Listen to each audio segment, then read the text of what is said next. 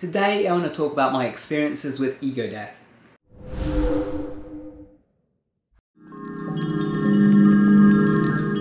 Hey guys, welcome back to Tipharot, it's me Matt here, and today I'm talking about ego death. Now I want to preface this by saying that I'm not going to go into details of any particular way to achieve ego death because I don't think that is possible. The very nature of ego death is that if you're trying to pursue it via ego, then you're not going to achieve it. So actually trying to replicate the experience is only going to be met with failure, and I know that myself because after I experienced it I did actually want to experience it again, and so I tried to experience it again and didn't have any luck. It was only when I didn't want to experience it, when I wasn't thinking about it and so on, that I was able to experience it again. So I'm not really going to give the whole backstory in this episode. If you are interested in that, I may actually post something about that on Patreon. I'm not certain yet, so possibly check that out. Anyway, on to the experience itself. What is ego death like? So the first aspect of the experience is actually what happens right before the experience of ego death. Now it varies depending on the experience. I actually experienced it several times and it was different for me each time. But the first time that I experienced it, it was, very, very scary before it happened. Basically, the ego felt that it was about to be chucked out. It was, there was no room for it anymore. And it was trying to hold on for dear life. I felt this kind of absolute overwhelming terror that I was going to die, that something was going to happen, and I didn't know what to do. It was completely terrifying. And I realised at that point that there was nothing that I could really do about it. Whatever it was that was happening to me at that moment was going to happen whether I liked it or not. And so at that point, I just gave up. I said, okay, if that's what's happening, that's what's happening. Maybe I'm going to die, whatever.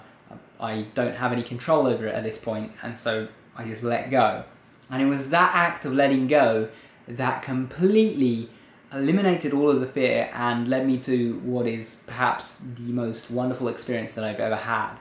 Now I do want to warn that this is going to sound a bit weird and a bit strange to someone who hasn't experienced this before, but I don't want to, try and rephrase this in a more understandable way or rationalize this or anything like that. I want to give the experience as it was. So be prepared for that. So as I let go, I felt this immense sense of relief.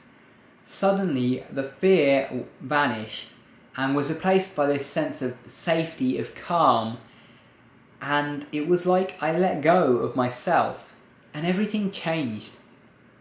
There was no longer an I, no longer a me, looking out at everything. There was no longer an everything out there and an everything in here. There was no longer a chair that I'm sitting on and a me that is sitting on that chair. Every single thing was one. There was no separation. There was no distinction between what's me and what's not me. Everything, the entirety of all existence, was one. I want you to just think about that for a moment and let that sink in. There were no boundaries. No separation whatsoever, no arbitrary systems dividing things. Everything was one, and everything was at peace. All sense of polarity was removed. I could see all the good in the world and all the bad in the world, and I could see how even the bad is there as a contrast to the good, and that all of these things are a delicate balance that keeps the world the way it is. I no longer saw anything to fear, anything to worry about, anything to be negative about, because there was no me to experience that, and on top of that I saw and understood that all of these negative things had their place, and that it is a vast cycle of everything that includes some negative aspects, but that they allow new things to occur. For example, death is something that we greatly fear, and we look at as one of the most negative things there is, and yet I could see that it was just part of this cycle, part of nature's course, and not something to be afraid of, and not something bad. And I felt like I'd come home. I had the most overwhelming sensation that I was in the place that I came from. That might sound a little bit weird, but I felt more at home in that experience than I'd ever felt during my life.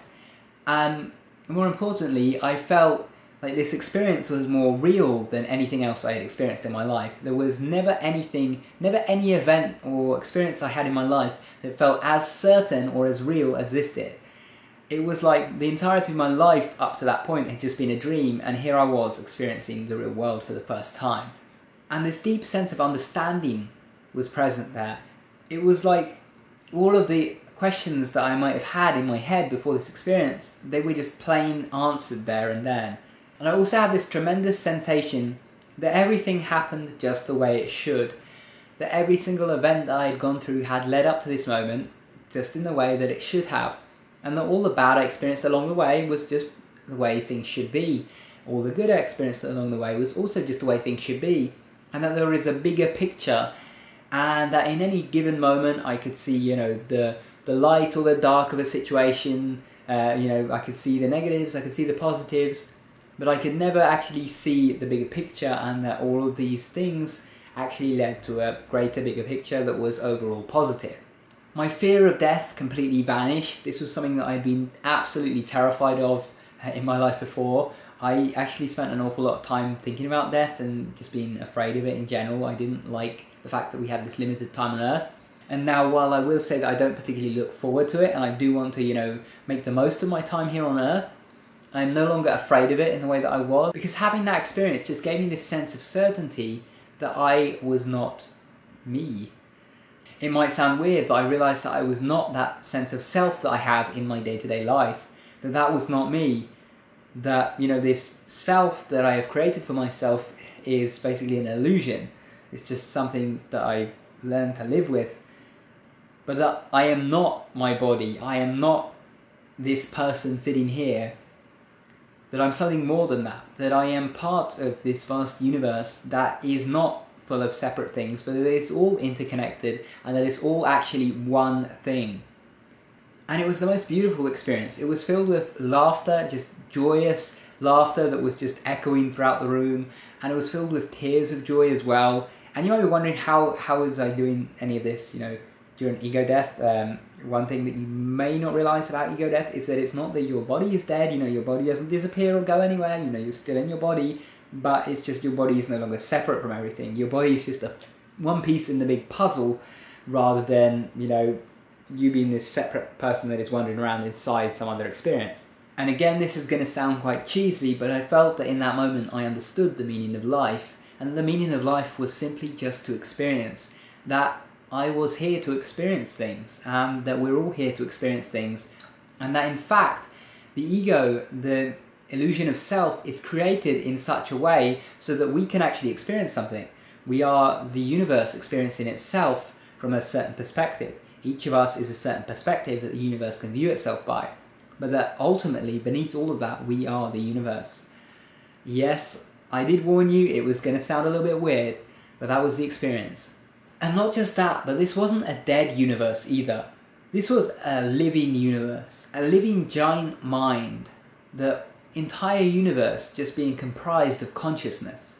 This later led to why the book The Kabbalion resonated with me on such a deep level, because the very first thing that is talked about in the book is the principle of mentalism, that all is mind, that basically everything is one and everything is mind, and that was basically what I experienced there.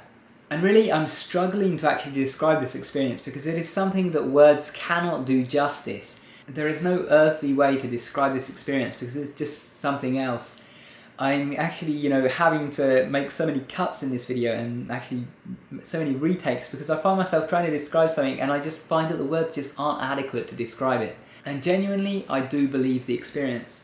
I am somewhat of a skeptical person about a lot of things, and I try to take that attitude to things. I am very open-minded at the same time. I explore all sorts of things that people would think are just irrational and strange and so on. But, I normally take an attitude of skepticism first so that I can weed out the things that aren't useful to me and, get the right view of what's going on with these things. But this is something that, despite what, rational logic might tell you about the world and so on, that my experience just outweighs that. My experience felt so certain, so real, and it was just like nothing else that I've experienced, that I would sooner discount the entirety of my life up to that point and say that that was all not real and, incorrect, than I would that experience. Now, I of course have no way to verify that this experience was real and legitimate, but at the same time I have no way to verify that about the rest of my life either.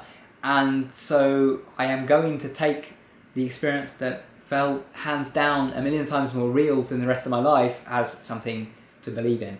So that is the reason that I do believe that we are all connected, that we are all at heart one.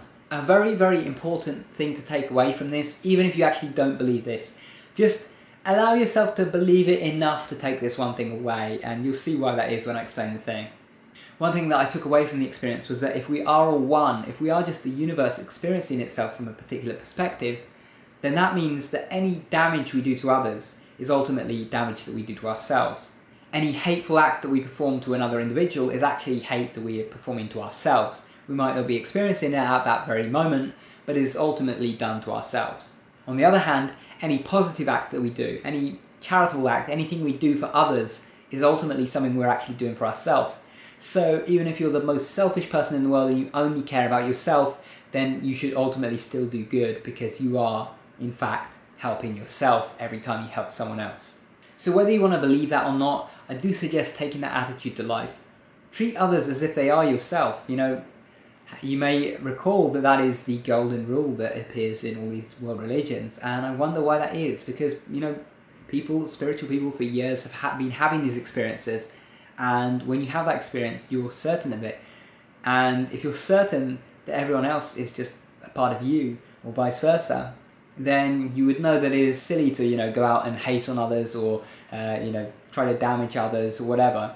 And that it's best to actually try to be positive and try to spread that positivity and love to others. Because if you do that, then even if it's wrong, if this is completely nonsense and, none of this is true, then you haven't done any harm. You've just helped others and you've been a good person.